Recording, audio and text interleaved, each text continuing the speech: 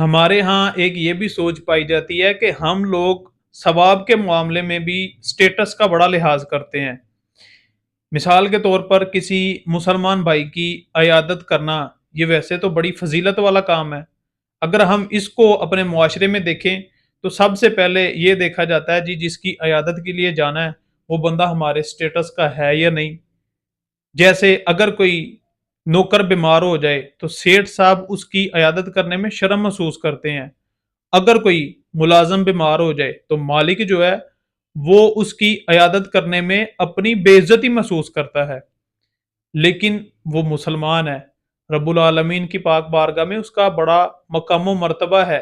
یہ بالکل غلط بات ہے کہ بندہ سٹیٹس کا لحاظ کرے اور کسی مسلمان کی عیادت کو نہ جائے، بلکہ عیادت کرنے والے کے لیے ڈھیروں ڈھیر ثواب لکھا جاتا ہے۔ اور ہمیں یہ بھی نہیں پتا کہ یہ جو بندہ بیمار ہوا ہے، یہ جو نوکر ہے، ملازم ہے، یہ ہو سکتا ہے یہ غریب ہو ذاتی طور پر، ظاہری طور پر، لیکن ایمان کے لحاظ سے یہ نہایت ہی امیر ہو، یہ بھی تو ہو سکتا ہے نا۔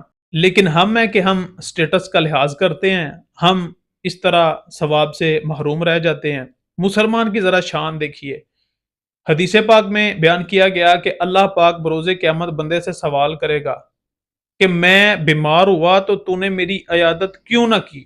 تو بندہ عرض کرے گا رب کریم تو ہر نقص سے، ہر عیب سے پاک ہے، یا اللہ پاک بیمار ہونا تو تیری شان کے لائق ہی نہیں، اور جب تو بیمار ہونے سے ہی پاک ہے تو میں تیری عیادت کس طرح کرتا؟ تو اللہ کریم بندے کو پتہ کیا ارشاد فرمائے گا؟ اللہ پاک فرمائے گا تجھے معلوم ہے کہ فلاں بندہ بیمار ہوا تھا اور تو اس کی عیادت کے لیے نہیں گیا تھا۔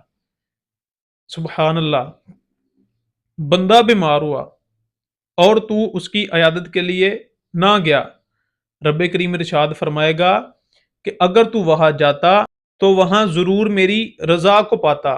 سبحان اللہ، مسلمان کی ذرا شان دیکھیں، بیمار بندہ ہوا ہے، بیمار مسلمان ہوا ہے، لیکن عیادت کرنے کے لیے مسلمان کے پاس بندہ نہیں گیا، لیکن رب کریم کیا ارشاد فرما رہا ہے تو نے میری عیادت کیوں نہ کی؟ تو اس لیے چاہے بیمار ہونے والا سیٹھ ہے یا ملازم ہے، مالک ہے یا نوکر ہے، کوئی غریب ہے، امیر ہے، اپنا ہے، پرایا ہے، دوست ہے، اجنبی ہے، جو بھی ہے، مسلمان تو ہے، لیکن اگر وہ بیمار ہو جائے، اسے کوئی پریشانی آ جائے تو اس کی عیادت کر کے ہمیں ڈھیروں ڈھیر ثواب حاصل کرنا چاہیے۔